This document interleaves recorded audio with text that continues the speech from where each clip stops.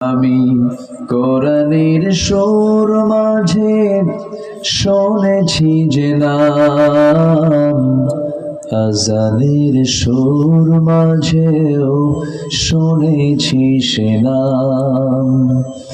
ও নাম শুনেছি আমি আমার হৃদয়, হে রাসূল নবীজি তোমায়,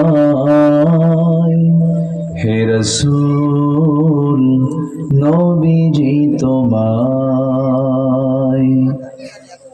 সবাই বলছি সাল্লাল্লাহু আলাইহি ওয়াসাল্লাম। আসসালামু আলাইকুম ওয়া রাহমাতুল্লাহি ওয়া বারাকাতুহু। إن الحمد لله الأكرم الذي خلق الإنسان وكرم وعلمه من البيان ما لم يعلم، فسبحان الذي لا يحصى امتنانه باللسان ولا بالقلم. نشهد أن لا إله إلا الله وحده لا شريك له، ونشهد أن سيدنا وحبيبنا ومولانا محمدا عبده ورسوله الذي أرسله بالحق بشيرا ونذيرا وداعيا إلى الله بإذنه وسراجا منيرا. فقد قال الله تعالى في كلامه المجيد وفرقانه الحميد: أعوذ بالله من الشيطان الرجيم. بسم الله الرحمن الرحيم. إن الله وملائكته يصلون على النبي يا أيها الذين آمنوا صلوا عليه وسلموا تسليما. اللهم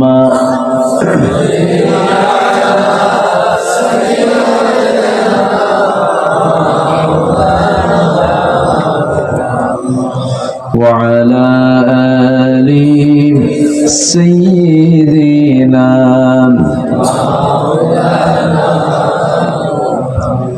একটু মোহাম্মত দিয়ে নবীর প্রেমে মাতোয়ারা হয়ে জবান খুলে আওয়াজ দিয়ে সবাই বলুন আল্লাহুম্মা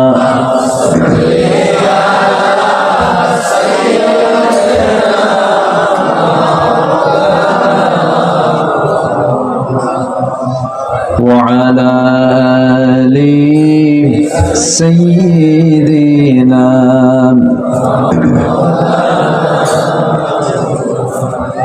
সবাই বলুন বালাগাল উলা বিকামালিহি কাশাফাত তুজা বিজামালিহি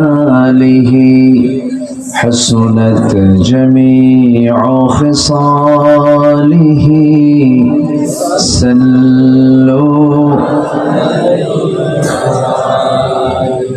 سورة يوسف بداري حكمة لقمان ما قارئ قرآن باري يهدي لسان ما بلغ العلا بكماله كشف الدجى بجماله.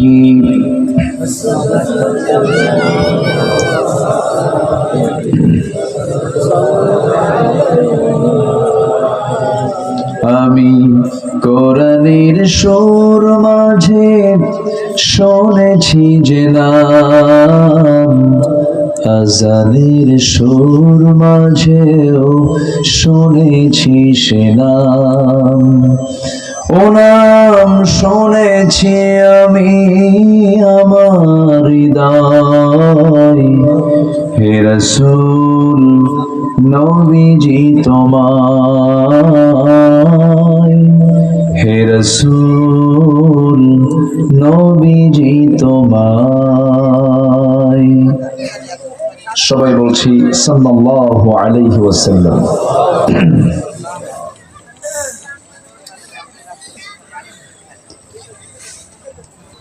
নরসিংদী জেলার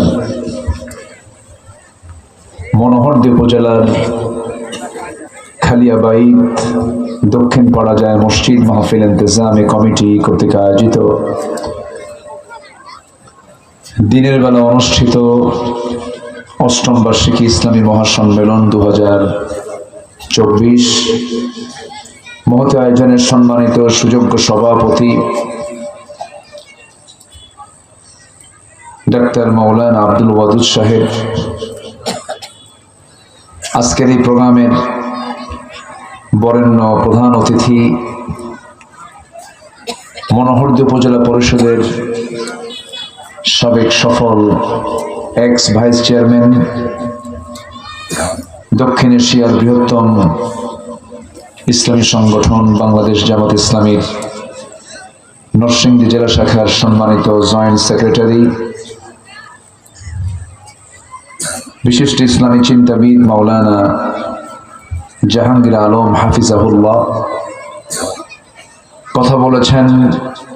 আমার পূর্বে আমার অত্যন্ত কাছের আমার বন্ধুবর গাজীপুর কেন্দ্রীয় জামে মসজিদের সম্মানিত খতিব মুহতারাম মাওলানা শফিকুল ইসলাম আনসারী হাফিজাহুল্লাহ,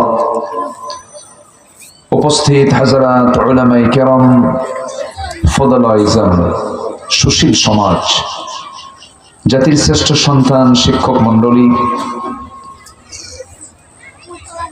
আজকের মাহফিলের প্রধান আকর্ষণ যাদেরকে নিয়ে আজকের এই সাজানো গোছানো বর্ণাঢ্য আয়োজন, কালিমার ঝান্ডাবাহী, তাওহীদের পতাকাবাহী, দ্বীন ইসলামের নরসারদুল বীর মুজাহিদ, প্রাণ প্রিয় সম্মানিত দ্বীনি ভাইরা, আড়ালে বসে আছেন শ্রদ্ধেয়া সম্মানিতা মা বোনেরা।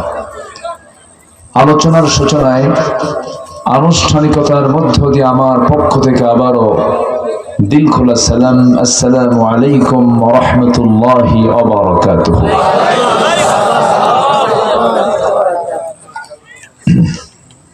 সবাই কেমন আছেন?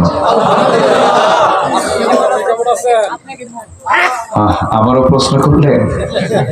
আল্লাহ তাআলা তো আপনার সাথে আমাকে এখানে বসে রেখেছেন, আপনার সাথেই আছি, কাছেই আছি, আপনার মতোই আছি। বলি আলহামদুলিল্লাহ। মহান রব্বে করিমের অশেষ মেহেরবানি যে মহান আল্লাহ সুবহানাহু ওয়া তাআলা একটি অনুকূল প্রশান্তিময় একটা পরিবেশ তিনি তৈরি করে দিয়েছেন। হয়তোবা নিকটবর্তী 5 অগাস্ট না আসলে এই মাহফিল হতো না। হতো বলেন? হতো না।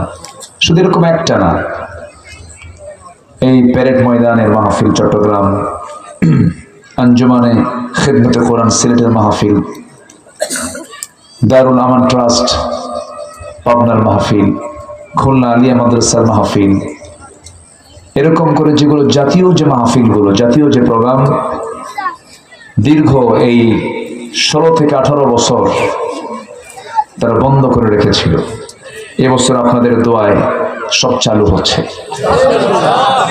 আমি সব প্রোগ্রামে আছি, প্যারেডে আছি, সিলেটের প্রোগ্রামে আছি, আমান ট্রাস্টের মাহফিলগুলোতে আছি। মাহফিলের এই সৌন্দর্যকে নষ্ট করতে চেয়েছিল একটা মহল। তারা চাচ্ছিল জাতি যদি কোরআন বোঝে তো আমাদের তো মাইনাস। কি আমার কথা কি বুঝতেছেন আপনারা?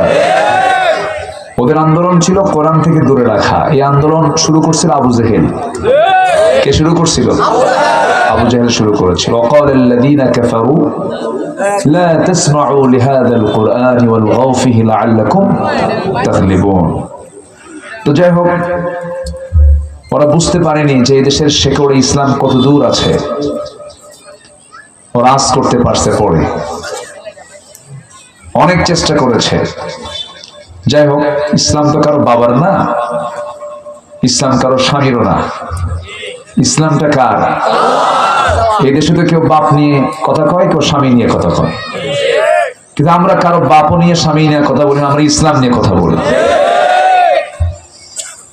মহান রব্বুল আলামিনের শুকরিয়া, যিনি আমাকে আপনাকে এমন সুন্দর পরিবেশ তৈরি করেছেন। বলি আলহামদুলিল্লাহ। আবারও বলছি আলহামদুলিল্লাহ। চিৎকার মেরে বলছি আল্লাহুম্মা ইন্নী আসআলুকা আল হুদা ওয়াত তুকা ওয়াল আফাফা ওয়াল গিনা। সবাই বলি আল্লাহুম্মা আইন্নি আলা যিকরিকা ওয়া শুকরিকা ওয়া হুসনি ইবাদাতিকা। আমরা আল্লাহ তাআলার শুকর আদায় করে নিলাম। আমি এসেছি অনেক আগেই। মাহফিলের সবকিছুর একটা সাজানো দিক থাকে। মেহমান কথা বলবেন, সভাপতি কথা বলবেন, অতিথিরা কথা বলবেন, এটাও মাহফিলের সৌন্দর্য। অনেকে হয়তো বিরক্ত হয়েছেন, কিন্তু হওয়া যাবে না। সবকিছুর একটা সিস্টেম থাকে, পদ্ধতি থাকে। তো যাই হোক, আমার আগে চিফ মেহমান তিনি খুব দামি কথা বলেছেন। ট্যাক্স দেই আমরা, মাতব্বরি করবে ওরা। এটা তো মানানসই হয় না, তাই না? এমনও ছিল দেশের 64 ডিস্ট্রিক্টের ম্যাক্সিমাম ডিসি ছিল ওই সম্প্রদায়। লজ্জাজনক কথা এগুলো। মাদ্রাসা বোর্ডের একজন বড় কর্মকর্তা, মাদ্রাসা বোর্ডের, ওটা ছিল ওই সংখ্যালঘু এই গ্রুপের। কি কথা কি বুঝতেছেন আপনারা? এমনকি সাবেক প্রধান বিচারপতি পর্যন্ত এস.কে. সিনহা, মনে আছে না? তো লোকটা যদিও অন্য ধর্মের, কিন্তু শেষ পর্যন্ত পাগলা বানায়া বাইরে পাঠায় দিয়েছিল। উনি বলেছিলেন না, আমি এরকম অন্যায় মামলার রায় দিতে পারবো না। শেষে ওনাকে বিতাড়িত করা হয়েছিল। যাই হোক, একটা পরিবর্তন আমরা পেয়েছি। এই পরিবর্তন দেওয়ার পেছনে, এই পরিবর্তন যে হয়েছে, এই পরিবেশ দেওয়ার পেছনে সম্পূর্ণ অবদান কার? নাকি কেউ কিছু ভাবতেছেন? অবদানটা কার? আল্লাহ। এটা চিন্তাই করা যায় না। অনেক মুরব্বীরা প্রায় বলতেন যে না মরা পর্যন্ত উপায় নাই, বলতো না? প্রায় বলতো না এই কথা? যা হয়েছে, না মরা পর্যন্ত আর উপায় নাই। এইদিকে ওরাও বলে ফেললো 2041 কন কি ভবিষ্যৎবাণী দিয়ে দিল, আসমান থেকে নাজিল হয়েছিল ওহী। এগুলো বলতে নেই, এগুলো অহংকারের কথা। অহংকার আল্লাহ তাআলা রাখেন না, অহংকারকে চূর্ণ করে দেন। অহংকার কারণ, অহংকার হবে কার জন্য? আল্লাহর জন্য। ছাত্ররা বলে আমরা এত কষ্ট করে মেধার এই কম্পিটিশনে আমরা আসতে চাই, আমরা পরীক্ষা দেব, ভাইবা দেব, সবই হবে, আমাদের পরীক্ষার রেজাল্ট আমরা ফার্স্ট হব, অথচ কোটায় আমরা হেরে যাবো। এটা কেমন কথা? মেধার মূল্যায়ন হোক, আমরা কোটার সংস্কার চাই। যৌক্তিক আন্দোলন তাদের। এটা জবাব, উত্তর এরকম কি আসে যে রাজাকের নাতিপুতিরা চাকরি পাবে? বলেন, সবকিছুর একটা মাত্রা ছিল, মাত্রা থাকা উচিত ছিল। যাই হোক, আমরা পেয়েছি একটা পরিবর্তন, কিন্তু আসল পরিবর্তন কিন্তু এখনো হয়নি।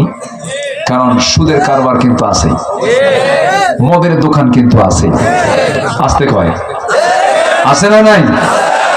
সুদও আছে, মদও আছে, বেশ্যাবৃত্তির লাইসেন্সও কিন্তু আছে। তাহলে আমাদের কাজ কি শেষ হয়েছে? তাহলে সাফ করার দরকার আছে না নাই? সব সাফ করতে হবে। রাজি আছি তো ইনশাআল্লাহ?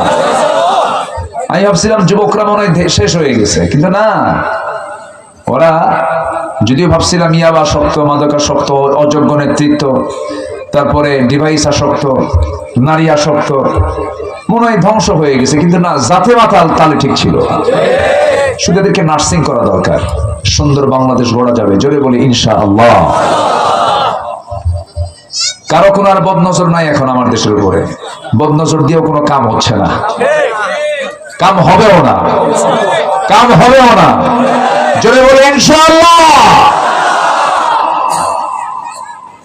মুসলমান এমন একটা জাতির নাম, যদি শুধু এক থাকতে পারে আর ঈমান যদি মজবুত রাখতে পারে, চরিত্র সুন্দর করতে পারে, তাদের হাতেই বিজয়। কে দিয়ে দিবেন? আল্লাহ রাব্বুল আলামিন বলেন, وعد الله الذين آمنوا منكم وعملوا الصالحات ليستخلفنهم في الأرض। আল্লাহ ওয়াদা করছেন, তোমাদের মধ্যে যারা ঈমান আনবে, নেক আমল করবে, আমি আল্লাহ নিজে তাদের হাতে খেলাফতি দিয়ে দেব। শর্ত হলো আমলটা সুন্দর হতে হবে আর ঈমানটা মজবুত হতে হবে। তাহলে এই ক্ষেত্রে আমাদের কিছু ব্যর্থতা তো অবশ্যই আছে, তাছাড়া তো আল্লাহর ওয়াদা তো মিথ্যা হওয়ার কথা না। তাহলে আমাদের ব্যর্থতা কিছু আছে না নাই? এই ব্যর্থতাকে আমাদের কেটে উঠতে হবে, আর সেই ব্যর্থতা কেটে ওঠার জন্য একমাত্র মাধ্যম কোন কিতাব বলুন তো? আসতে বলবেন না, কোন কিতাব? কোরআন। কোরআনকে আমরা মানবো এক জায়গায় না সব জায়গায়? এক জায়গায় না সব জায়গায়? সব জায়গায়।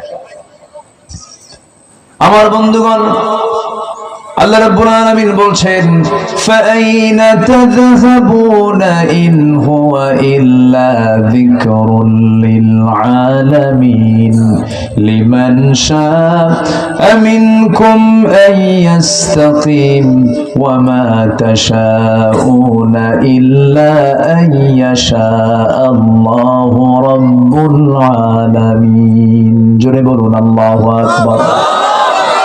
কোথায় দৌড়াও তুমি? যাও কোথায়? যে নেতা নামাজ পড়ো না তার পিছনে দৌড়াও, লস। যে নেতা তোমাকে নামাজের কথা বলে না, লস। যে নেতা তোমাকে পরকালের কথা বলে না, লস। ভুল করো না, ওইদিকে যেও না। ইন হুয়া ইল্লা যিকির, এই জিকিরের দিকে আসো। কোরআন নিয়ে যারা আন্দোলন করে সেই আন্দোলনে যোগদান করো। দেশ স্বাধীন হয়েছে 53 বছর। কত বছর বলেন? খুব অল্প সময়, দীর্ঘ সময়। 53 বছর দেশের স্বাধীনতার বয়স।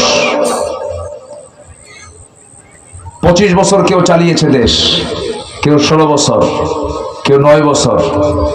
মঈনুদ্দিন ফখরুদ্দিন এই গ্রুপরা কয়েক বছর, এই মিলে 53 বছর। বলেন তো, সবার আগে নামের আগে মোহাম্মদ আছে না নাই? ধর্মের নাম কি? ইসলাম। কিন্তু তারা কি রাষ্ট্রটা ইসলাম দিয়ে চালাইছে? আজকে রাষ্ট্র কি ইসলাম দিয়ে চালাইছে? তারা মুসলমান, কিন্তু ইসলাম দিয়ে রাষ্ট্র চালায় নাই।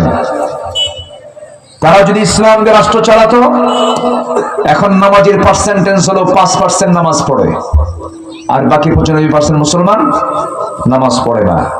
যদি ইসলাম দিয়ে রাষ্ট্র পরিচালিত হতো, এদেশের মুসলমান নামাজি হতো 95%, বেনামাজি হতে থাকতো 4-5%। আমার কথা কি বুঝতে কষ্ট হচ্ছে আপনাদের? অতএব সব দেখা শেষ করেছি আমরা, আর আমরা দেখতে চাই না অন্য কিছু। আগামীর দেশ দেখতে চাই আমরা কোরআনের দেশ। রাজি আছেন কারা কারা? হাত উঁচু করে দেখান।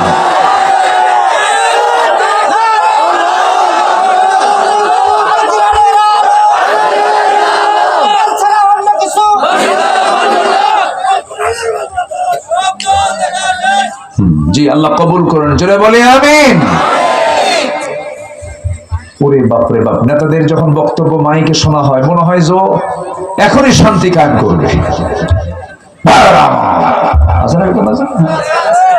অন্ন বস্ত্র শিক্ষা বাসস্থান থেকে মানে ওদের মুখের বলিতে মনে হয় যে কি যেন হয়ে গেছে, কিচ্ছু করতে পারবে না, আর পারবেও না।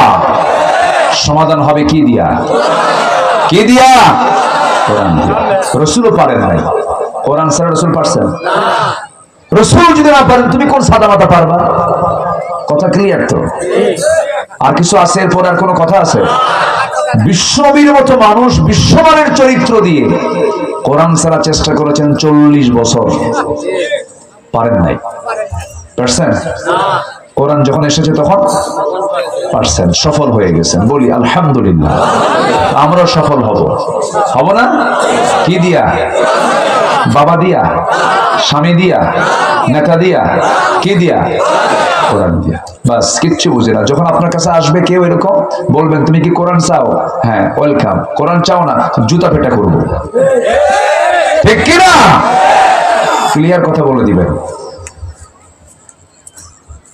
অনেক রক্ত গেছে, অনেক জেল খাটতে হয়েছে। আল্লামা সাইদির মতো মানুষটাকে কেমনে মারছে ওরা, এখনো মানুষ কান্দে, আর ওদের মরণে মানুষ হাসে। বুঝতে হবে। সম্মানিত ভাইয়েরা, আমার নবীজির মন কাঁদতো, মানুষগুলোকে কেমনে ভালো করা যায়, খুব হৃদয় কাঁদতো তার। যখন তার বয়স 25 বছর, কয় বছর? টকবকে যুবক। ভাবলেন দেখি কি করা যায়। হালফুল ফুজুল গঠন করলেন, চেঞ্জ করার জন্য অনেক চেষ্টা করলেন, পারলেন না, হলো না। সেই যুগের মানুষ, যে যুগের মানুষ এত অসভ্য ছিল যে নিজের মাকে বিয়ে করত। কি? নিজের মাকে বিয়ে করত। অর্থাৎ বাপ বিয়ে করছে এক মহিলা, তালাক দিছে, সৎ মা, ওই মাকে আবার ওই বাড়িতে তার ছেলে নিয়ে চলে আসছে। এত নোংরা একটা জাতি, যারা কাবাকে সামনে রেখে উলঙ্গ হয়ে তারা করতো, তোয়াফ করতো, ঘুরতো উলঙ্গ হয়ে। একজনের সামনে আরেকজন উলঙ্গ হতো। এতটুকু অসভ্য, অসামাজিক, বর্বর, যাদের নীতি ছিল খুন কা বদলা খুন। একটা ভাঙ্গা পাতিল, মাটির পাতিলকে কেন্দ্র করে যুগের পর যুগ তারা যুদ্ধ লেগে রাখত। শততা বিভক্ত একটা জাতিকে এক সুতার কাঠিতে আবদ্ধ করেছেন, কোন জাদু মন্ত্র দিয়ে নয়, শুধুমাত্র এই কোরআন দিয়া। আমার নবীর সামনে এক সাহাবী কান্দের বলে, হুজুর আমার খুব কষ্ট। তুমি কি ইসলাম কবুল করে কষ্ট পাচ্ছ নাকি? কেন? ইসলাম কবুল করে তুমি শান্তি পাচ্ছি। আমি জান্নাতের রাস্তা পেয়ে গেছি, কিন্তু আমার মনে খুব একটা কষ্ট। কি? সব গুনাহ আপনি বললেন মাফ হবে, আমার মনে হয় একটা গুনাহ মাফ হবে না। আমার রাসূল বললেন, তোমার কি গুনাহ কও তো? আমার রাসূল আবার খুব ফ্রিলি কথা শুনতেন, যদি কেউ বলতে চাইতো না থেমে যেতেন, বলো। আর আমাদের মধ্যে কিছু লোক আছে, কাউর বলার চান্স নাই, সে নিজেই বলে শেষ করে। এরকম আছে না কিছু? আমার নবীজি তা করতেন না। আমার নবীজি সবাইকে বলার সুযোগ দিতেন। সুবহানাল্লাহ। এমনকি ছোট্ট ছোট্ট বাচ্চারাও কথা বলতো, রাসূল চুপ করে শুনতেন, কনভারসেশন হতে। আমার নবীজির সামনে এক সাহাবী দাঁড়ায় গেলেন একদিন, এরকম আলোচনার বৈঠক থেকে দাঁড়ায় গেছেন। হুজুর, আমার একটা কথা শুনতে হবে আপনাকে। রাসূল বলেন, কি কথা বলবা বলো। হুজুর, আমার কি আর সে ওয়াজ নাকি? জাহিলি যুগে আমি একটা মূর্তির পূজা করতাম, খুব মহাব্বত করতাম, খুব সম্মান করতাম, ভাগ্যের প্রতীক মনে করতাম। যখন যেখানে যেতাম সাথে নিয়ে যেতাম, ঘাড়ে, পিঠে, বুকে নিয়ে কত যে সম্মান করেছি হুজুর।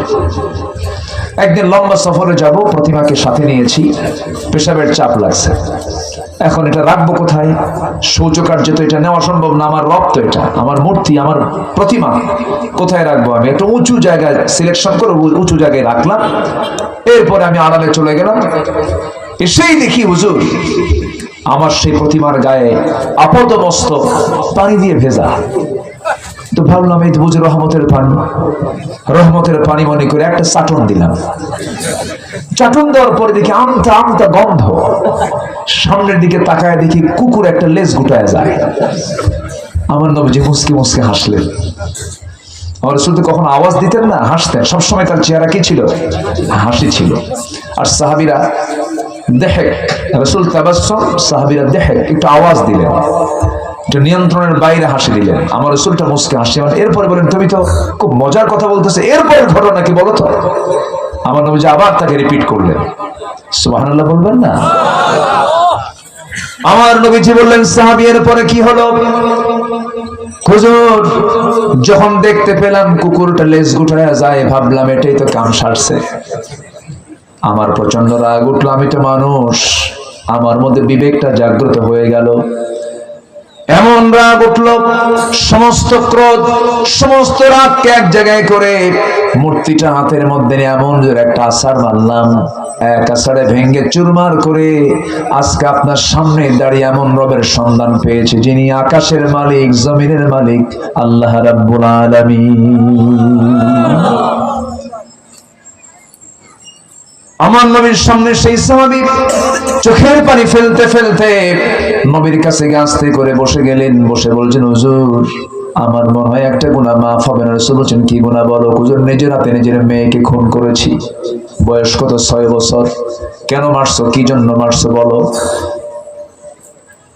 নবীজির সামনে সেই সাহাবী বলে ফেললেন, ইয়া রাসূলুল্লাহি, স্ত্রী গর্ভের সন্তান 6 মাস বয়স। বললাম যাও মার বাড়ি চলে যাও, বাবার বাড়ি যাও, ছেলে হলে নিয়ে আসবে, মেয়ে হলে জীবন্ত পুঁতে হত্যা করবে। কিন্তু বউটা আমাকে না বলে সন্তান মৃত হয়েছে সব তথ্য আমাকে মিথ্যা দিল।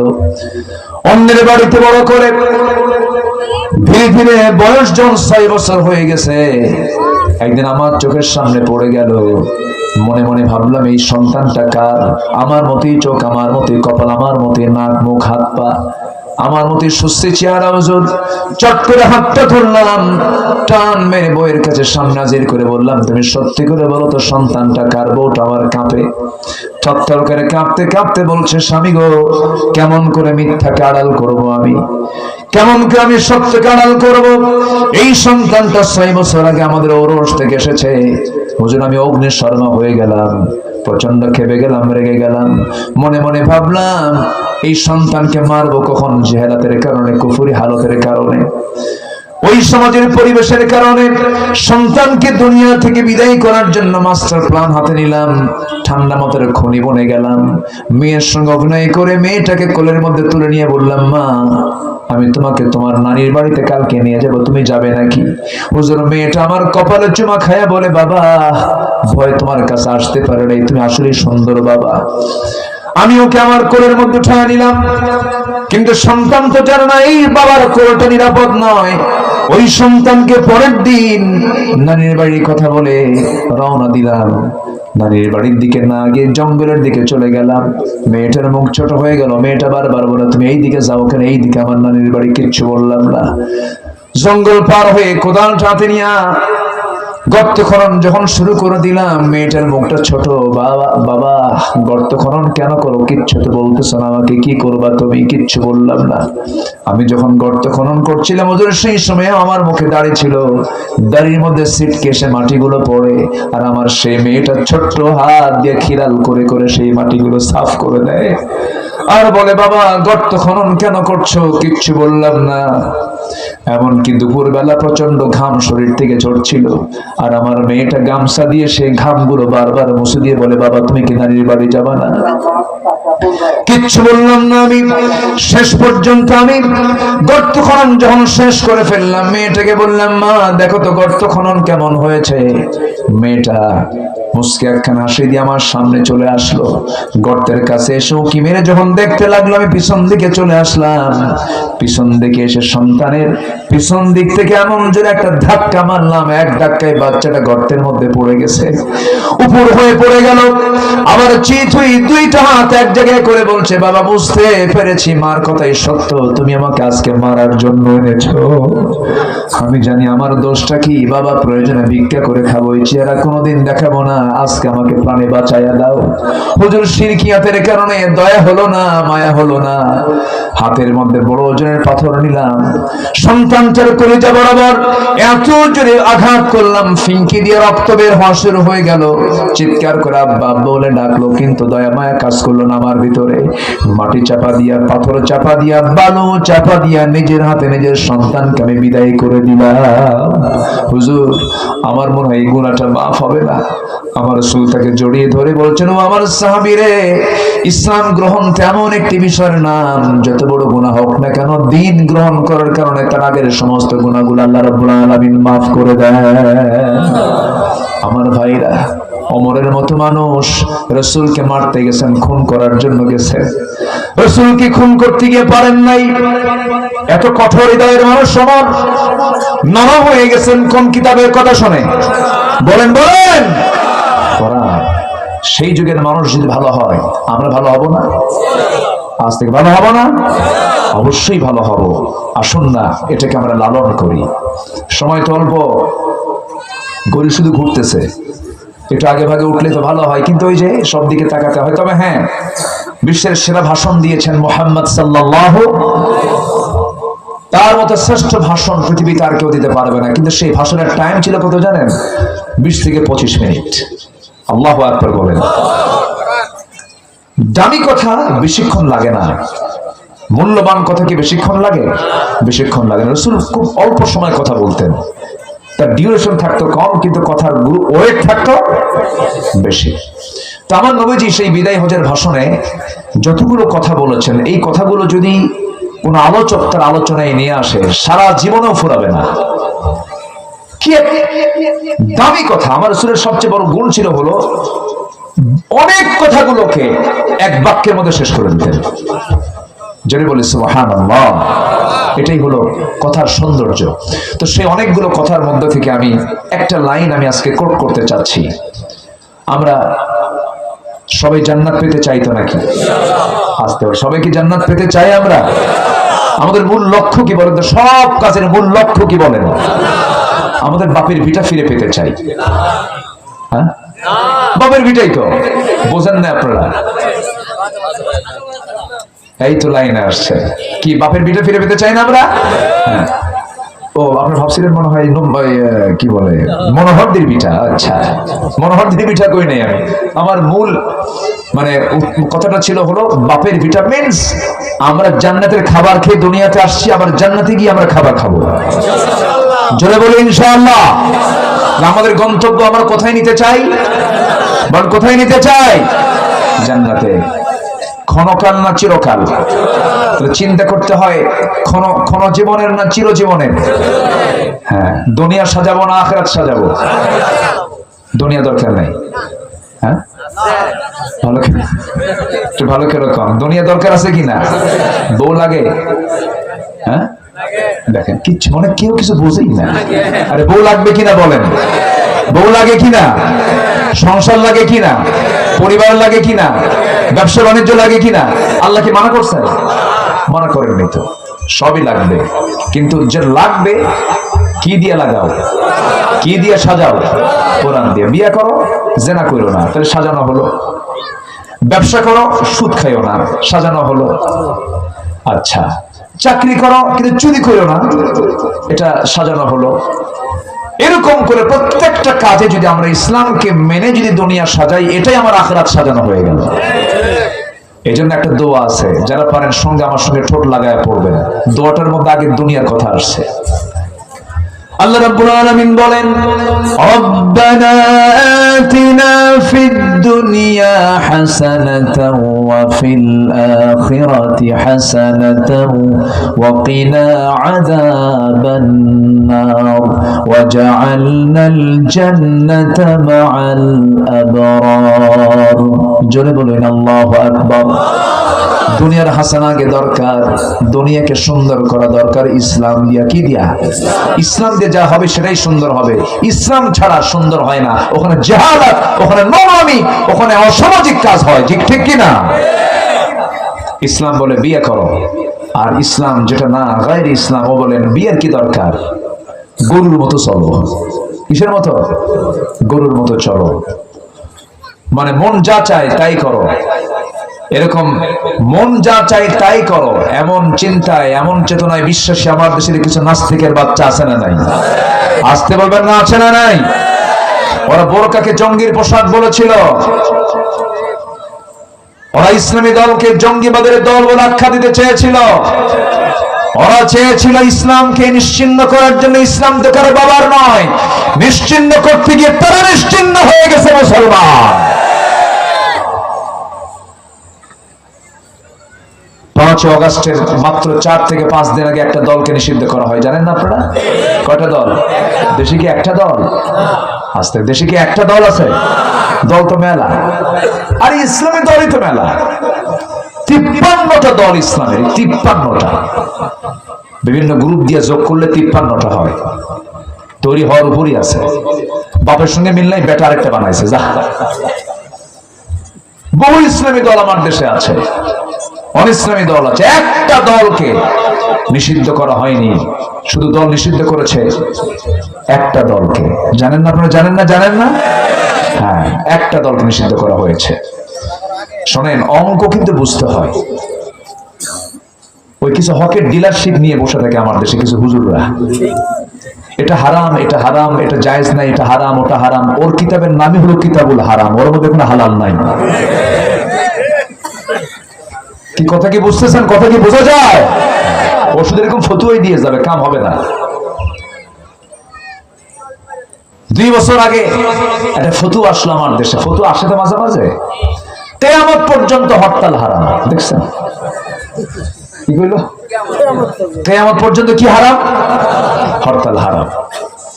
এখন যে তুমি যে ফতুয়াটা দিলা, এখন যে দেশটা চেঞ্জ হয়েছে, তুমি এখন কি বলবা? এরকম বিপদগামী মানুষকে পথভ্রষ্ট করার জন্য কিছু ফতুয়া সন্ত্রাসী আমার দেশে আছে না নাই? আছে না নাই? এরা কি সন্ত্রাস? ফতুয়া সন্ত্রাস। একতার কোনো কথা নাই। কেউ লম্বা টুপি পড়ুক না, কেউ গোল টুপি পড়ুক না, কেউ আফগানি টুপি পড়ুক, কেউ পাকিস্তানি টুপি পড়ুক, কেউ জালি টুপি পড়ুক, কেউ ফাড়া পাঞ্জাবি পড়ুক, কেউ গোল জুব্বা পড়ুক, কেউ ঢিলা ঢালা কাপড় চোপড় পড়ুক, কেউ না হয় ফতুয়া পড়ুক, কেউ পাজামা পড়ুক, কেউ না ঢিল একটা প্যান্ট পরলো। তো এগুলো নিয়ে আপনি মাতামাতি করবেন কেন? এগুলো কোনো বিষয় নাকি? সাহাবীরা যুদ্ধের ময়দানে গিয়ে কাপড় পান নাই, একটা চাদর মোড়া দিয়ে উহুদের যুদ্ধে গিয়ে শহীদ হয়ে গেছেন। বুখারীর হাদিস। সেই চাদর দিয়ে মাথা ঢাকলে পা ঢাকে না, পা ঢাকলে মাথা ঢাকে না। আর আমরা এই পোশাক নিয়ে ফতুয়া দেই, অমুক দরবারে যাওয়া যাবে না, অমুক দরবারে যাওয়া যাবে না। সব দরবারে ইসলাম, ঠিক কিনা বলেন? আমরা কোনো কিছু বুঝি না, আমাদের পরিচয় হলো আমরা মুসলমান। আমরা কি বলেন? আর আমরা কি বলেন? সকল অনক্কের প্রাচীর, সকল ভেদাভেদের প্রাচীরকে ভেঙে চুরমার করে ঐক্যের এক মহা প্রাচীর আমরা বাংলার জমিনে গড়তে চাই। সবাই রাজি আছেন তো ইনশাআল্লাহ? আল্লাহ কবুল করুন, জোরে বলি আমিন। মাত্র একটা দল নিষিদ্ধ হয়েছিল। ওরা ভেবেছিল এটা নিষিদ্ধ করলে মনে হয় কাম হবে, আগুনে ফু দিলে যে আগুন জ্বলে, এটা ভুলে গেছে ওরা। হ্যাঁ, দল নিষিদ্ধ করলো। ওরা ভাবছিল যে এটা নিষিদ্ধ হলে সব শেষ হয়ে যাবে, কিন্তু না। ওরা ভাবছিল মনে হয় নির্দিষ্ট দলকে আমরা নিষিদ্ধ করলাম, না। ওরা নির্দিষ্ট কোন দলকে নিষিদ্ধ করতে চায় না, ওরা ইসলামকে নিষিদ্ধ করতে চেয়েছিল। ওরা নিষিদ্ধ হয়ে গেছে। কথা ক্লিয়ার? কথা ক্লিয়ার? হ্যাঁ। আমার কাউকে বলবো না এটা বাতিল, ওটা বাতিল, আমরা বলি না এগুলো। কিন্তু বুঝতে হবে কোন সংগঠনটা বেশি ত্যাগ স্বীকার করেছে, কারা। আমার কি কথা বুঝতেছেন? কাদের শরীর থেকে রক্ত বেশি ঝরেছে। আজকে শহীদের কাতার কাদের লম্বা, অঙ্ক বুঝে নিতে হয়, অঙ্ক জেনে নিতে হয়। কষ্ট পাচ্ছেন মনে হয়? আমি কোন দলীয় এজেন্ডা নিয়ে কিন্তু এখানে আসিনি, বাস্তবতা নিয়ে কথা বলছি। বাস্তবতা নিয়ে কথা বলছি। আপনার হাতে দেশের ক্ষমতা আপনার হাতে তুলে দিল, আর আপনি দেশ চালাতে পারবেন এত সস্তা? শুধু বুখারী শরীফ পরে আর দেশ চালানো যাবে না, অনেক কিছু লাগবে। আলেম লাগবে, ইঞ্জিনিয়ার লাগবে, ডাক্তার লাগবে, সচিব লাগবে, প্রশাসক লাগবে, আইনজীবী লাগবে, সব লাগবে। শুধু আপনি ভাববেন না আমি জামানার কুতুব হয়ে বসে আছি, আমি সব চালাতে পারবো, ঠিক কিনা? না করতেছেন? কতগুলো মনে হয় বেশি কড়া হয়ে যাচ্ছে, বলবো? আর তো সমস্যা নাই নাকি? সমস্যা আমার আগেও ছিল না, আমি কোনোদিন হক কথা বাদ দিই নাই। যারা আমাকে শুনেছেন, একদিনের জন্য বাদ দিই না। জেলে ঢুকছি তো 18 সালে, মামলা শুরু হয়েছে 2000 সাল থেকে। 2000 সালে একটা মামলা, ওরা মানে একটা আইন পাশ করেছিল, জননিরাপত্তা আইন। ওটা ছিল গদি নিরাপত্তা আইন। এই গভর্নমেন্টের আমলে মামলা হলো। 18 সালে হঠাৎ করে আমার বাড়ি ঘেরাও করলো, ঘেরাও করে বললো, হুজুর চলেন। কোথায়? চলেন না, যাই একটু চা টা খেয়ে আসি। থানায় গেলাম, ওসি সাহেব আমার দিকে কাঁদে। আপনি কাঁদেন কেন? হুজুর আপনার ওয়াজ শুনি, খুব ভক্ত, আমার ফ্যামিলি ভক্ত, কিন্তু কি করবেন হুজুর, উপায় তো নাই, চাকরি বাঁচান তো ফরজ। তো বললাম ইমান বাঁচান তো নফল। আমাকে বললো হুজুর চলেন একটু, কি করবেন, একটা মামলা হয়েই গেছে, একটু নির্বাচন পর্যন্ত জেলখানায় থাকেন, একটু নির্বাচনটা হয়ে যাক, মরা মানুষ ভোট দিয়ে যাবে তো, কারা ভোট দিয়েছে, একটু যান। তো আমার ধাক্কা দিয়ে পাঠায় দিল জেলখানায়। ঢুকলাম, ঢুকিয়ে দেখি এক 85 বছরের এক বুড়া চাচা আমার দেখে লম্বা একটা সালাম দেওয়া, হুজুর আপনি জেলখানায় ঢুকছেন? খুব খুশি হইলাম। তো বললাম জেলে ঢুকলে কেউ খুশি হয়? হুজুর ওয়াজ শুনতে যায় আপনার, অনেক দূর থেকে বসি, শুনি, কথা শুনি, ভালো লাগে, কিন্তু আপনার সঙ্গে মুসাফা করতে পারি না, কথা বলতে পারি না। তো আপনি এত কাছে ধরা দিবেন, থাকেন, বেশি দিন থাকেন। থাকলাম। তা আমি চাচাকে বললাম, চাচা আপনার মামলা কি? বাবা বোমা হামলা, বোমা হামলা। চাচার বয়স 85 বছর, খুব রসিক। তো বললাম আপনার নামে মামলা কেন? আমি নাকি বোমা হামলা করছি। কে বাবা বলো তো, আমার এই বুড়া হাতে যদি বোমা মারতে যাই, সেটা কি লক্ষ্যে পৌঁছবে না আমার মাথায় পড়বে? আসামি খুঁজে না পেয়ে কোটা পূরণ করার জন্য রাস্তার ফকিরকে পর্যন্ত মামলা দিয়েছে। কি জুলুম গুলো করা হয়েছে। আমাদের কি দোষ ছিল এখানে মাহফিল করতে? 2022 সালে আমরা কি করতাম এখানে? 2022 সালে যারা এই মাহফিলে বাধা দিয়েছেন, তারা আজকে কোথায়? কোথায় তারা? বোঝেন না এখন? যারা কোরআনের মাহফিলে বাধা দেয়, তারা হচ্ছে জামানার ফেরাউন, নমরুদ, হামান। তওবা করেন, ফিরে আসেন। তওবা করেন, ফিরে আসেন। আমরা ওয়েলকাম জানাবো। আমরা প্রতিশোধ পরায়ণ নই। রাসূল ক্ষমা করতে শিখিয়েছেন আমাদেরকে, আমরা ক্ষমা করতে জানি, কিন্তু সামনে ইসলামের বিরুদ্ধে কথা বলবেন না, জিহ্বা টেনে ছিড়বো আমরা, ঠিক কি না? কোনো ছাড় দেওয়ার কোনো সুযোগ নেই।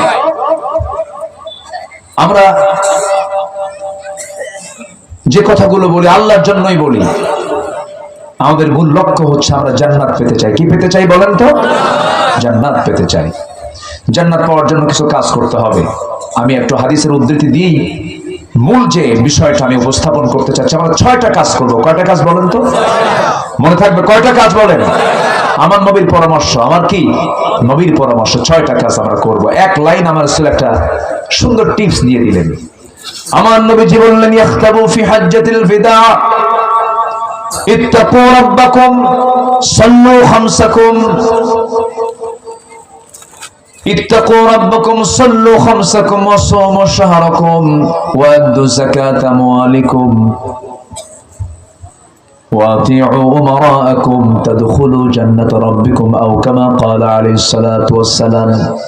তোমরা 6টা কাজ করবে। নাম্বার 1 হলো কাকে ভয় করবে বলেন?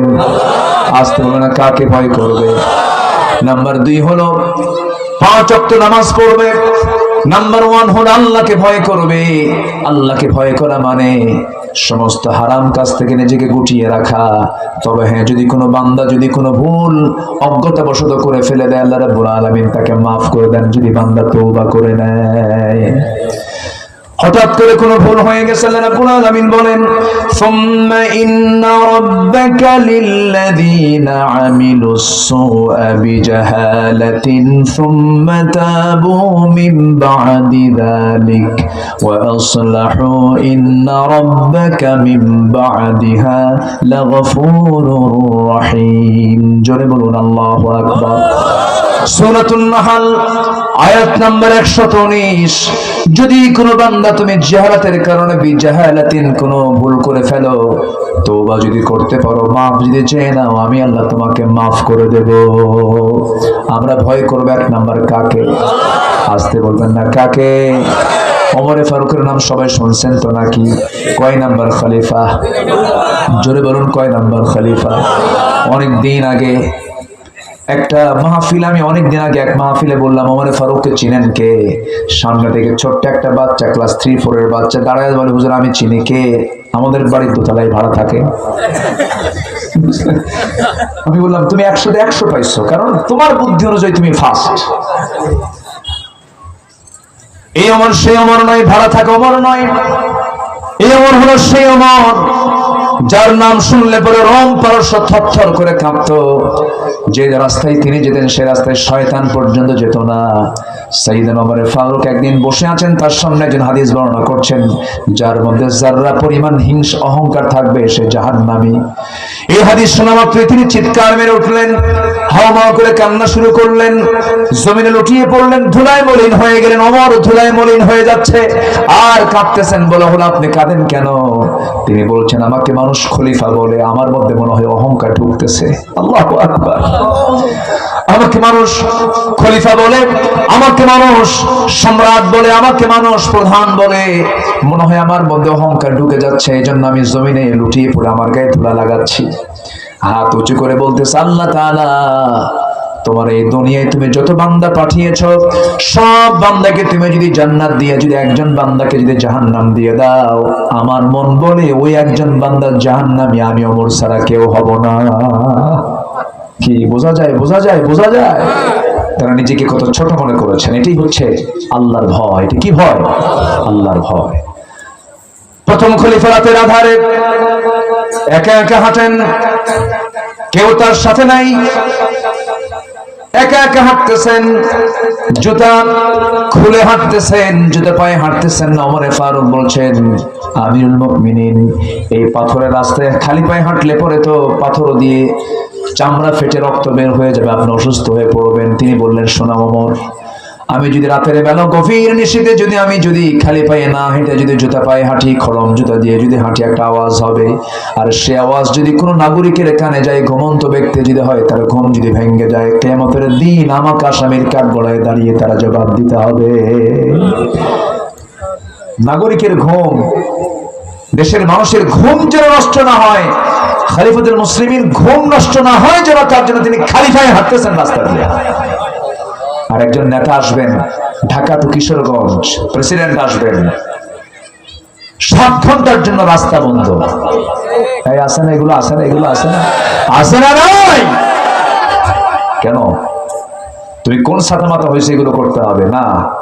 বর্তমান বিশ্ব, আধুনিক বিশ্বে নিজের চোখে দেখা, মালয়েশিয়ার সাবেক একজন প্রধানমন্ত্রী মাহাথির মোহাম্মদ, মালয়েশিয়ার মাহাথির মোহাম্মদের নাম শোনেন নাই? উনি ইন্তেকাল করেছেন, মারা গেছেন। আমি নিজের চোখে দেখেছি, ওনার বউকে নিয়ে তিনি কেলেতে মালয়েশিয়াতে একা একা ঘুরতেছেন, বউকে নিয়ে, তার সাথে কেউ নাই, কোনো প্রোটোকল নাই। আধুনিক বিশ্বে আমার দেশে 2 টাকার নেতা হলে সাথে সামনে 50 জন, পিছনে 50 জন, থাপ পায়ে সোজা করা দরকার। আসতে কম কেন? জোরে বলুন, ঠিক কিনা? এগুলো মাথায় রাখতে হবে। সাইয়েদনা আবু বকর সিদ্দিক রাদিয়াল্লাহু তাআলা আনহু কি শাসক ছিলেন তিনি। প্রত্যেকটা রাতে প্রতিবেশীর একটা ঘরের মধ্যে ঢুকতেন, সেই প্রতিবেশীর স্বামী নাই, ছেলে নাই, মেয়ে নাই, মহিলা মানুষ, বুড়ো হয়ে গেছে, চোখেও দেখে না, কে দেখবে তাকে? শাসক আবু বকর সিদ্দিক তিনি প্রত্যেকটা দিন ওই মহিলার ঘরের মধ্যে ঢুকে রান্না বান্না, কাপড় চোপড় ধোয়া, তার সহ সবকিছু করে তিনি বাড়িতে আসতেন। জোরে বলেন সুবহানাল্লাহ। ওমর ফারুক একদিন খেদমত করার জন্য গেছেন রাত্রেবেলা, এসে ডাক দেন, বুড়িমা আমি আপনার খেদমত করতে চাচ্ছি। কি খেদমত তো হয়ে গেছে, একজন কে যেন খেদমত করে গেছে। উনি ভাবলেন, এই এত রাতে আসলো কে, কোন লোকটা আসলো? উনি চান্স নিলেন যে লোকটাকে চেনা দরকার। প্রথম দিন, দ্বিতীয় দিন, তৃতীয় দিনে রাতের বেলা তিনি লুকায় আছেন, ওই ঘরের দেওয়ালে লুকায় আছেন। চট করে ঢুকে গেছেন একজন, উনি টেরও পান নাই, দেখি তো বের হওয়ার সময় হাতে চট করে ধরে ফেলছেন। ধরেই দেখেন প্রথম খলিফা আবু বকর সিদ্দিক রাদিয়াল্লাহু তাআলা। তিনি বললেন, ভাই আমাদের কিছু কাজ করতে দিবেন না, সব কাজ আপনি একাই করবেন। সাইয়েদনা আবু বকর বললেন, আমার আমলনামা কি তুমি নিবা? সুবহানাল্লাহ বলবেন না? তোমার আমলনামা আমি নেব না, আমার আমলনামা তুমি নিবে না, আমাকে কাজ করতে দাও। সারা জীবন খেদমত করেছেন, 2 বছর খেলাফত আমলে খেদমত করে মারা গেলেন। বুড়ির কানে আর সংবাদ যায় নাই যে প্রথম খলিফার ইন্তেকাল হয়েছে। কিন্তু সাইয়েদনা ওমর ফারুক রাদিয়াল্লাহু তাআলা আনহু মারা যাওয়ার পরের দিনই উত্তরাধিকার সূত্রে প্রথম খলিফা খেদমত করেছেন। এবার ওমর ফারুক চলে গেছেন মহিলার বাড়িতে, দরজায় নক করেছেন, ভিতরে ঢুকে পড়েছেন। মহিলা দেখে নাই কে খেদমতের জন্য আসছে। সাইয়েদনা ওমর ফারুক যে নতুন একজন খাদেম, মহিলা জানেন না, খেদমত করে কাপড় চোপড় ধুয়ে রান্না বান্না কমপ্লিট করে সবকিছু প্রস্তুত করে যখন তিনি চলে আসছেন, বুড়ি মহিলা খেতে বসেছেন, সামনে ধোয়া খেজুর খেতে বসেছেন। খেজুরটা একটা মুখের মধ্যে দিয়ে কামড় মারা মাত্রই তিনি বিচি খেজুরের মধ্যে দেখলেন। বিচিরে কামড় দিয়ে বললেন, বুঝতে পেরেছি আমার প্রথম খাদেম আবু বকর আর দুনিয়াতে নাই। কারণ আমার আবু বকর যখন আমাকে সেবা করতে আসতো, সে শুধু আমাকে খেজুর ধুয়েই দিত না, খেজুরের বিচিটা খুলে আমাকে খেজুর বিচি মুক্ত করে খেজুর আমার সামনে রেখে দিত। যেরকম সুবহানাল্লাহ। কার ভয়? জনগণ যেন তার বিরুদ্ধে না যায় কিয়ামতের দিন, এই জন্য আল্লাহর ভয় এগুলো করেছেন। সুবহানাল্লাহ বলবেন না? আর 11 লক্ষ কোটি টাকা দেশ থেকে পাচার করছে কার ভয়ে? আমরা সব দেখা শেষ করছি, ওদের মুখে দেশপ্রেম মানে না, ওরা ভণ্ড তো, প্রতারক, ঠিক কিনা? শুধু পুকুর চুরি নয়, এগুলো সাগর চুরি করেছে। কি চুরি বলেন? সাগর চুরি। পদ্মা সেতুর খরচ হলো কত, আর নিল কত, বাজেট করলো কত। আবার সেই পদ্মা সেতুর উদ্বোধনের দিন তেলাওয়াত করা হবে, আমার দেশের হাফেজদের তেলাওয়াত শুনে কাবার ইমামরা কান্দে। এত সুন্দর তেলাওয়াত আমার দেশের হাফেজদের। এই সবুজ ভূখণ্ডের মাটি খুব উর্বর, এরা কোরআন তেলাওয়াত করে গোটা পৃথিবীর হাফেজদেরকে হারায় দেয়। সে হাফেজরা থাকতে পদ্মা সেতুর উদ্বোধন হবে, তেলাওয়াত করতে দিয়েছে এক বিসিএস ক্যাডারকে। এমন সূরা রহমান তেলাওয়াত করছে, শয়তান কয় তোর আমার তেলাওয়াত ভালো আছে। কষ্ট পাচ্ছেন নাকি? আমরা ভয় করব কাকে? আসতে বলবেন না, কাকে ভয় করবো আমরা? আল্লাহকে। আর ওমরের মতো একটা শাসক আমরা চাই কিনা বলেন? সাইয়েদনা আবু বকরের মতো শাসক আমরা চাই কিনা বলেন? তাহলে তাদের মতো শাসক পেতে হলে দরকার বেনামাজি সরকার না নামাজি সরকার? বলেন ভালো করে কোন? বেনামাজি সরকার না নামাজি সরকার? এতদিন ছিল কিসের সরকার? বলেন আরো জোরে, আরো জোরে। আমরা চাই এখন কি সরকার? সবাইকে রাজি আছেন তো? আল্লাহ কবুল করুন। হ্যাঁ, নামাজি সরকার আমরা চাবো, কোন বেনামাজি লম্পট চরিত্রহীনকে আমরা আর দেখতে চাই না। ক্ষমতা পেলে পরে কি কি আইন পাশ করতে হবে কোরআন মনে হয় পরামর্শ দেয় নাই? আছে কিনা? আছে কিনা? 4টা আইন পাশ করতে বলেছে। কয়টা আইন? আমি আব্দুল আল আমিন, আমার কথা নয়, এটা কার কথা? কোরআন বলে দিচ্ছে 4টা আইন পাশ করবে ক্ষমতা পাইলে পরে। একটাও এরা পাশ করে নাই। এরা 19 দফা দিয়েছে, 14 দফা দিয়েছি, 7 দফা দিয়েছে, কোন দফা লাগবে না। আল্লাহ রাব্বুল আলামিন বলছেন আমার 4 দফা তুমি সমাজে বাস্তবায়ন করে দাও। আল্লাযীনা ইম্মাক্কান্নাহুম ফিল আরদ আকামুস সালাতা ওয়া আতাবুস যাকাতা ওয়া আমারু বিল মা'রুফি ওয়া নাহাউ আনিল মুনকার ওয়া লিল্লাহি আকিবাতুল উমুর। জোরে বলুন আল্লাহু আকবার। দুনিয়ার জিন্দেগিতে আমি যাদেরকে রাজত্ব দেব, ক্ষমতা দেব, যারা আইন পাশ করবে, যারা বিধান পাশ করবে, পার্লামেন্টের সদস্য যারা হবে, সেই জায়গায় যারা বসবে, তাদের জন্য আমি আল্লাহ 4টা দফা দিলাম। 1 নাম্বার হলো তারা নামাজটাকে কায়েম করবে। কি করবে? আমি কি শেষ করে দেব? এই ছেলে যাও কই বসো, বসো, বসো। এটা কিছু কিছু ধমকে ওষুধ তো, এই ধমকের মধ্যে কিন্তু রাগারাগি নাই, এটা মহব্বতের। হ্যাঁ, না না থাকুক, রোদের ভিটামিন ডি নিচ্ছে তো, রোদ তো খুব সুন্দর। আমি এই জন্য কিছু বলতেছি না, যে যেখানে আছেন থাকুন, সবাই নীরবে কিন্তু কথাগুলো শুনতেছে। বলি আলহামদুলিল্লাহ, জোরে বলি আলহামদুলিল্লাহ। জি থাকুন, সমস্যা নাই। মানে রোদ পছন্দ হলে তো তখন নিচে পছন্দ হবে না, বুঝলেন না? আকাশ তো এটাও ছাদ ওটাও ছাদ, কোন ছাদ বেশি সুন্দর কোন তো? এটা না আকাশেরটা? তার ভালোটা নিয়ে আসে থাকুক, সমস্যা নেই, বলি আলহামদুলিল্লাহ। থাকেন। আমি তো ভাই ছেলে ধমক দিছে, রাগ করো নাই তো? রাগ করা যাবে না আব্বা? হ্যাঁ, তোমার ধমকে সবাইকে বুঝাই দিলাম কেউ ওঠা যাবে না, বুঝেন নাই? জি, কি এটা?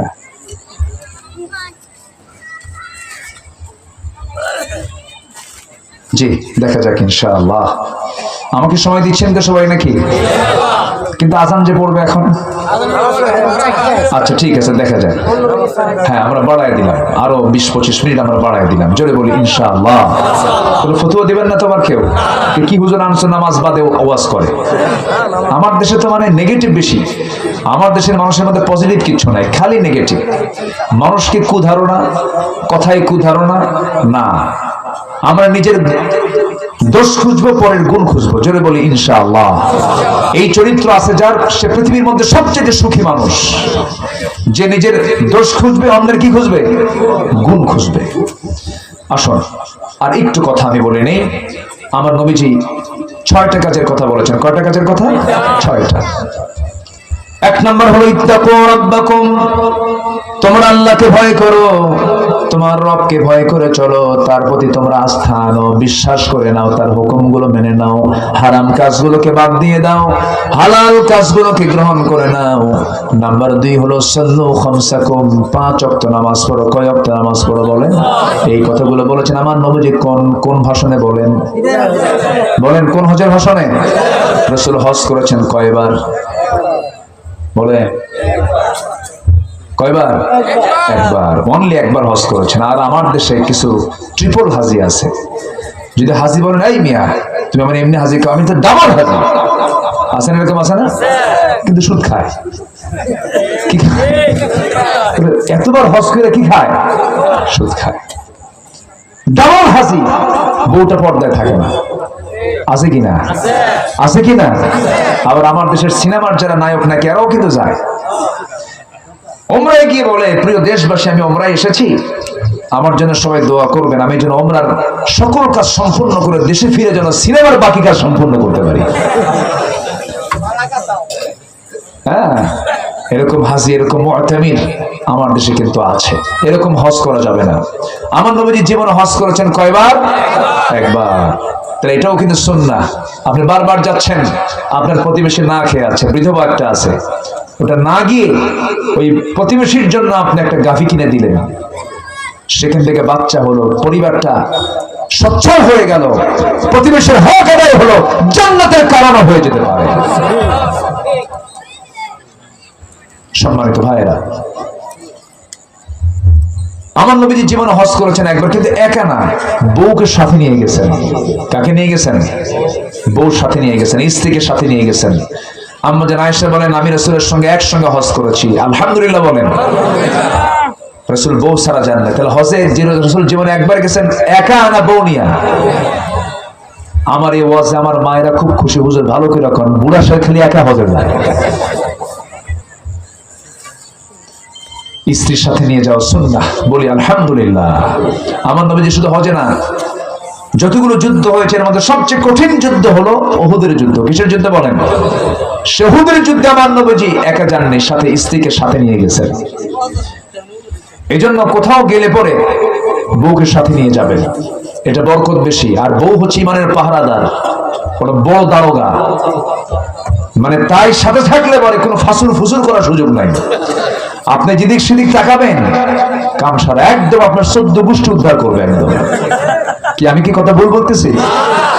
হ্যাঁ, বউকে সাথে নেবেন। আপনি ধরেন আপনি একটা ইজি বাইকে উঠেছেন, আপনি ভ্যানে চড়েছেন, সাথে একটা পরনারী ওই ভ্যানে অথবা ওই ইজি বাইকে চড়েছে, বাসে উঠেছে, এখন পাশাপাশি বসেছেন, সাথে আপনার বউ আছে। হঠাৎ করে যদি আপনি ইচ্ছা করেন না যে আমি তাকাবো, হঠাৎ করে যদি আপনার নজরও যদি 20-25 সেকেন্ড যায়, আর এই দৃশ্য যদি বউয়ের চোখে ধরা পড়ে, বলেন ওই সময় কিচ্ছু কথা না। বাড়িতে ঢোকেন, সন্ধ্যার পরে যখন বলবেন ঝর্ণা, তো তোমার ঝর্ণা, তুমি ছায়া থাকো আরেক দিকে। কি ঠিক কিনা খাও? এই জন্য বউটার সাথে থাকলে ইমানটা মজবুত থাকে। বলি আলহামদুলিল্লাহ। যুদ্ধে রাসূল স্ত্রী, হজের সফরে স্ত্রী, আল্লাহু আকবার বলেন। আমরা তো এগুলো বুঝতে চাই না। বউটার সাথে নেওয়া উচিত। বউ হচ্ছে ইমানের একটা গুরুত্বপূর্ণ অংশ, জীবনের একটা অংশ, ইমানের একটা অংশ। আর নিকাহু নিসফুল ঈমান, আর নিকাহু সুন্নতি, এটা বিশাল ব্যাপার। যুবকরা বিয়ে শাদী করে নিবা বাপ মাকে না কয়া, হ্যাঁ আসতে কয় বিয়ে শাদী করতে হবে বাপ মা ছাড়া না, বাপ মা সহ, বাপ মা সহ বিয়ে শাদী করে নিবা। বিয়েটা জরুরি জিনিস, বিয়েটা প্রয়োজনীয় জিনিস। হয়তো যুবকরা এখন মনে মনে বলে হুজুর বললেন তো খুশি হইলাম, কিন্তু আমার বাপ তো রাজি হয় না। এরকম আছে না? কিছু আছে না? আছে। ঠিক না, বিয়ে শাদী করে নেওয়া উচিত। আমার রাসূল বিয়েকে খুব উদ্বুদ্ধ করেছেন, কারণ বিয়ের সমাজে ইজি হলে জেনা বন্ধ হয়ে যাবে। আর যে সমাজে বিয়ে কঠিন হবে সেই সমাজে জেনা সহজ হয়ে যাবে। খুব দামি কথা, কিন্তু এটা হাসির খোরাক না শুধু, এগুলো কথা, এগুলো কথাগুলো মাথায় রাখবেন। আগের দাদার যুগে দাদারাই ভালো ছিলেন, 21 বছরে বিয়ে করছে, 40 বছরের নানা হয়ে গেছে, দাদা হয়ে গেছে, কি ঠিক কিনা? এখন বিয়ে করতে লাগে 50 বছর, আর বাচ্চার বাপ হতে লাগে 60 বছর। তো দাঁত পড়া বাপ যখন বাচ্চা নিয়ে হাঁটে, তখন রাস্তায় হাঁটতে নিয়ে লোকজন জিজ্ঞাসা করে, এই ছেলে এটা তোমার দাদা হয় না নানা হয়? কি ঠিক আছে না? ঠিক আছে না? এগুলো করা যাবে না সম্মানিত ভাইয়েরা। তাহলে আমরা 1 নাম্বার কাজ হলো, আমরা কাকে ভয় করবো? সাল্লু খামসাকুম, নামাজ পড়বো কয় ওয়াক্ত? সবাই কি নামাজ পড়তে রাজি আছেন? সবাই কি নামাজ পড়তে রাজি আছেন? একা না জামাতে? বুঝে না না বুঝে, জেনে না না জেনে, সময় না অসময়ে। আমার বউ নামাজ পড়ুক চান না? বলেন চান না? আমার সন্তান নামাজ পড়ুক চান না? আমার ছেলে মেয়ে নামাজ পড়ুক চান না? বাড়িতে জরুরি ঘোষণা করবেন না, পড়াশোনার জন্য বলবেন একবার, নামাজের জন্য বলবেন বারবার। নামাজের তাকিদ দিবেন। নামাজ বাড়িতে এটা ইমার্জেন্সি জারি করবেন, নামাজ আগে, এরপর কি করবি কর। কি ঠিক আছে না? ঠিক আছে না? বাচ্চা পড়ে না, তার জন্য শাসন করে বারবার, নামাজের কথা বলে না, ঠিক না? বউটাকে আস্তে করে ডাক দিয়ে বলবেন, বউ আমার, এই জাগতিক জীবনে একই ছাদের নিচে থাকলাম, দাম্পত্যময় জীবন কাটালাম, কিন্তু আমরা চাই দুজন মিলে জান্নাতে একসঙ্গে থাকতে চাই। যদি বউ আমার থাকতে চাও, নামাজটা ধরো, নিজের যৌবনটা অন্য কোনো পুরুষকে দেখাইও না, নিজের চেহারা অন্য কোনো পুরুষের সামনে ডিসপ্লে করো না। এইরকম করে বউটাকে সুন্দর করে দাওয়াতি কাজ করবে। আমার নবী আগে দাওয়াতি কাজ করেছেন বাইরে না বউয়ের সামনে? বলেন বলেন বলেন। রাসূলের প্রথম দাওয়াত দিয়েছেন বাহিরে না পরিবারে? পরিবারে দাওয়াত দিয়েছেন। আমার ভাইয়েরা, সেই জন্য এই কাজগুলো করব আমরা। রমজান মাসে রোজা নাম্বার 3, নাম্বার 4 হলো ওয়াদু যাকাত আমওয়ালিকুম, তোমার মালের যাকাত তুমি দিয়ে দিবা, সুদ মুক্ত জীবন যাপন করবে। সর্বশেষ হলো আতিউ উমারাকুম, তোমাদের মধ্যে যারা লিডার আছে, তোমাদের মধ্যে যারা আমির আছে, তোমাদের মধ্যে যারা ইমাম আছে, তাদের তোমরা আনুগত্য করবে। কোন ইমাম? যে ইমাম নবী সুন্নাহ মানবে, যে ইমাম ইসলামী দল করবে, যে ইমাম দলের কথা বলবে, ইসলামী দলের কথা বলবে, সেই দলীয় নেতা যদি ইসলামের উপরে হয়ে থাকে, সেই আমিরের আনুগত্য তোমাকে করতে হবে। এই 5টা কাজ তুমি করবে, তাদখুলু জান্নাত রাব্বিকুম, তোমার রবের জান্নাতে চলে যাবে, কেউ তোমাকে বাধা দেবে না। জোরে বলে সুবহানাল্লাহ, আর জোরে বলে সুবহানাল্লাহ। আল্লাহ সবাইকে হাদিসের অনুকূলে জীবন যাপন করার তৌফিক দান করুন। জোরে বলি আমিন। মায়েরা কি আসছে মাহফিলে? খুব সুন্দর পরিবেশ করেছেন, মাদের বসার ব্যবস্থা করেছেন। আল্লাহ তুমি মাদেরকে দিন বোঝার তৌফিক দাও। জোরে বলি আমিন। আজান হলেই তো নামাজের ভিতরে ছটফটানি শুরু হয়। বসেন, আমরা নামাজ পড়বো ইনশাআল্লাহ। আমি কথাকে আর বাড়াতে চাচ্ছি না। একটু মাহফিল কমিটি আমার কাছে একটু আবদার করেছেন, অনেক আগেই বলেছেন আমাকে, জি উঠে গে আব্বু আব্বু বসেন। আমি একটু সবার কাছে একটু আবদার করব, যারা এসেছেন, মাহফিলটা হচ্ছে মসজিদ কেন্দ্রিক। এই মসজিদের জন্য আমাদের সবার অংশগ্রহণের প্রয়োজন কি আমরা মনে করি নাকি? বলেন তো, মনে করি? প্রয়োজন মনে করি কি আমরা? মসজিদ কার ঘর? আস্তে মসজিদ কার ঘর? বানাবে কে? আল্লাহ বানাবে। আমরা বানাবো, সওয়াব দিবেন কে? আল্লাহ আমার জন্য এই দুনিয়াতে মসজিদ বানায় দিলে আল্লাহ আমার জন্য জান্নাতে ঘর বানায় দেওয়ার ওয়াদা করেছেন। একটু ব্যাগ যাচ্ছে, একটু ব্যাগ দিয়ে দেন না ভাই, ব্যাগটা দিয়ে দেন, একটু ব্যাগ দেন ভিতরে মানুষ তো। হ্যাঁ, একটু চাদর টাদর দিয়ে দেন। এই যে ওঠেন না, এই ছাত্ররা তোমরা একটু যাও, আমরা যে যা পারি আমরা সবাই দেব। আপনার প্রতিটি দান যেন জান্নাতের জন্য কারণ হয়ে যায়। আমার মা বোন যে যা পারেন সবাই দিবেন, কেউ উঠবেন না। যিনি দিবেন না তিনি বসে থাকেন, আর যিনি দিবেন তিনিও বসে থাকেন। দিতেই হবে এমনটা না, কিন্তু মাহফিলের পরিবেশ নষ্ট করবেন। একটু ব্যাগ যাচ্ছে, চাদর যাচ্ছে, দোয়া করেন এমন একটা পরিবেশ বাংলার জমিনে আসুক। মসজিদ গড়ার জন্য আপনাদের কাছে আর টাকা চাওয়া লাগবে না, গভর্নমেন্ট মসজিদ বানায় দেবে। যেটা আমাদের প্রধান অতিথি মহোদয় তিনি বলেছিলেন, যে চাদর যাচ্ছে